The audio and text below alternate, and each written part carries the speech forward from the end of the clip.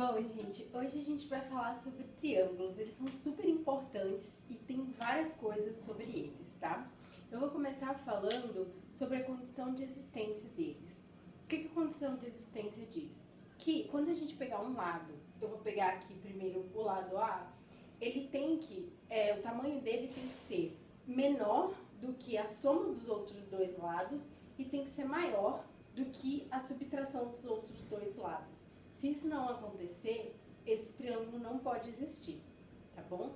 Com relação aos sinais que eu ainda não tinha falado, o sinal de menor, maior, menor ou igual e maior ou igual.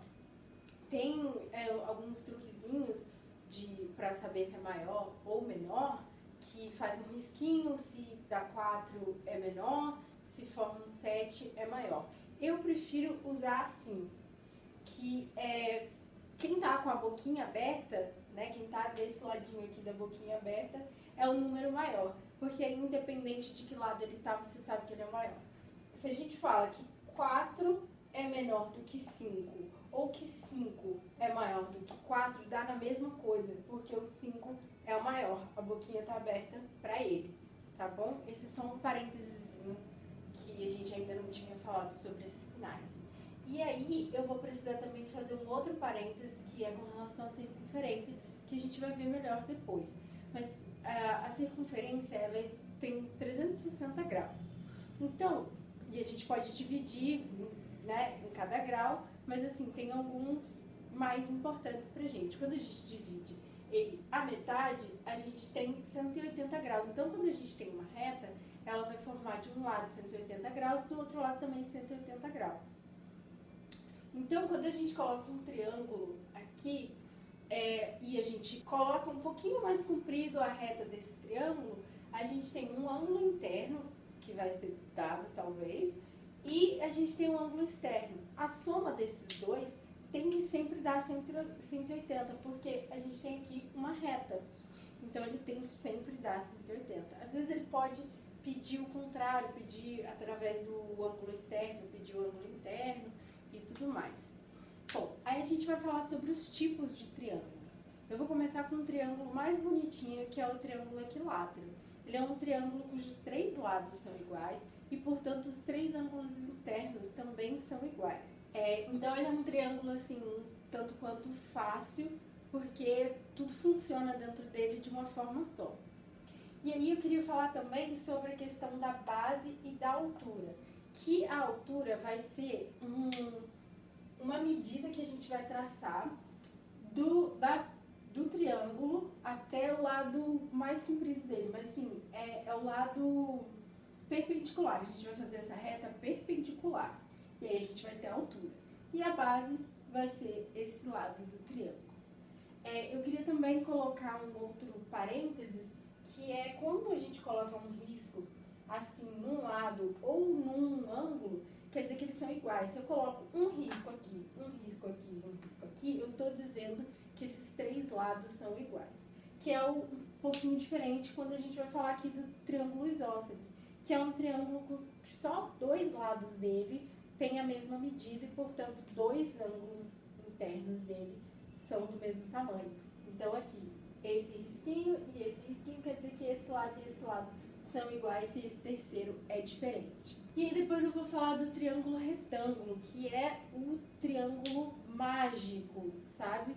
Porque tudo parte dele, a gente tira quase tudo dele. A gente tira a área dos triângulos, a gente tira assim, as medidas mais fáceis a partir dele. Porque a gente divide os outros triângulos, a gente divide outras formas geométricas em triângulos e retângulos, para poder facilitar a nossa vida, porque ele tem algumas formas muito específicas dele, que eu vou falar na próxima aula.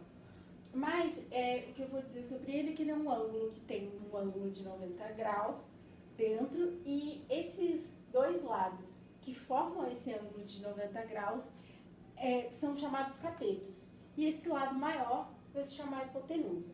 Eu vou falar também só para mostrar, né, que são triângulos um pouco menos cobrados no geral, mas para vocês terem uma ideia que eles existem. Tem o obtusângulo, que é um triângulo que tem um ângulo interno maior do que 90 graus E a gente tem o triângulo escaleno, que é um triângulo que nenhum lado, nem nenhum ângulo interno são do mesmo tamanho, eles são todos diferentes, tá bom? Bom, gente, agora a gente vai continuar falando sobre semelhança de triângulo, que é uma parte muito importante, porque a gente tem muitas questões em torno disso. E aí, para que serve? A semelhança de triângulos a gente usa para poder determinar se dois triângulos são proporcionais, ou seja, se as medidas deles são iguais ou tem uma proporção entre elas. Por exemplo, se é 2 vezes ou 3 vezes maior. Aí a gente tem o critério lado, lado, lado. Ou seja, se a gente sabe que tem uma proporção entre cada lado do triângulo, os 3 lados, com os 3 lados desse outro triângulo tem uma proporção, a gente pode dizer que são triângulos semelhantes. Aí a gente tem depois o critério lado, ângulo, lado. Então a gente vai dizer, esse lado rosa é proporcional a esse lado rosa também. E esse lado azul é proporcional a esse lado azul. E o ângulo formado entre eles é o mesmo, aí a gente pode dizer que são triângulos semelhantes. Aí a gente tem o critério ângulo-ângulo, que pode ser também chamado critério ângulo-ângulo-ângulo. Porque se a gente conhece 2 ângulos de um triângulo, a gente conhece o terceiro, que a gente já sabe que a soma de todos os ângulos internos de um triângulo vai dar 180. Então, se a gente sabe que 2 ângulos de um triângulo são iguais a 2 ângulos de um outro triângulo, a gente pode dizer com certeza que eles são semelhantes. Aí tem uma questãozinha do Enem de 2009 que ele mostra uma imagem de uma turista beijando a esfinge de Gizé. E aí ele fala como é que isso pode ser feito e tudo mais, e dá essa imagem aqui.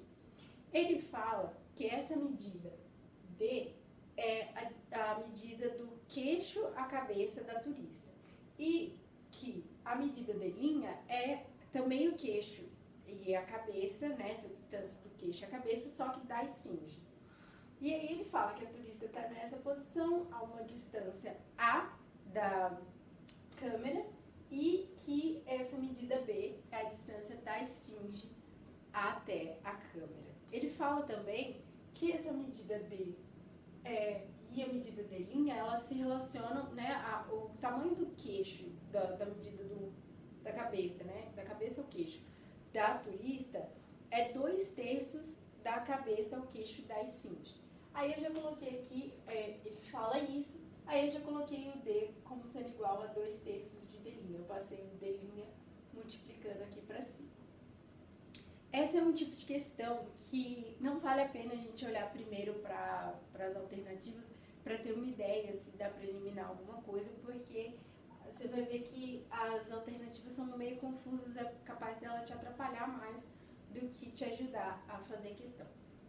Bom, aí a gente vai usar o critério de semelhança de triângulo. Aqui a gente pode usar esse critério de C e D e de A para B, porque essa semelhança tem que ser feita lado, lado.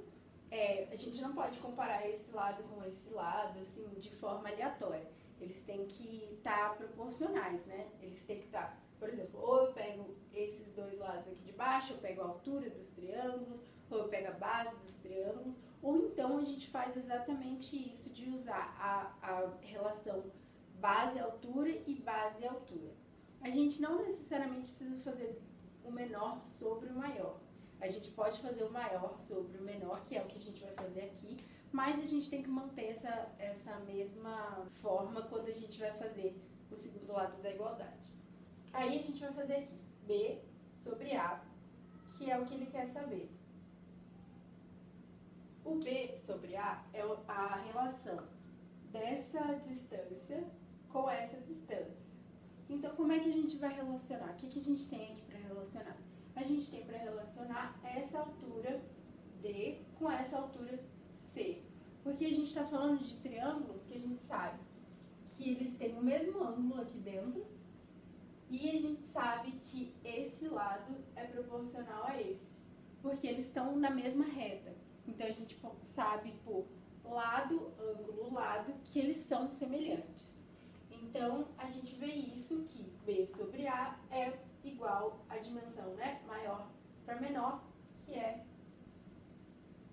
D D sobre C. Vou mudar aqui de caneta.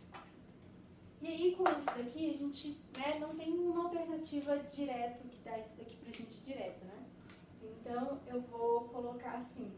Eu vou substituir o D pelo que a gente já sabe. Ele já diz pra gente que D é igual a 2/3 de D'. Então, eu vou colocar que B sobre A é igual a 2/3 de D' dividido por C. Porque o C continua aqui dividindo. E aí, a gente chega nessa resposta aqui, que é a nossa letra D. Então, gente, não esquece de fazer a lista de exercícios. Tem um resuminho para vocês sobre essa aula de hoje. E é bem importante que vocês revisem bastante, façam muitos exercícios desse tipo de semelhança, porque eles caem muito mesmo, tá? E são questões, como vocês viram, não são questões assim, que tem que fazer muita conta, que tem que fazer muita coisa. Então, é um bom tipo de questão para vocês ganharem tempo, tá bom?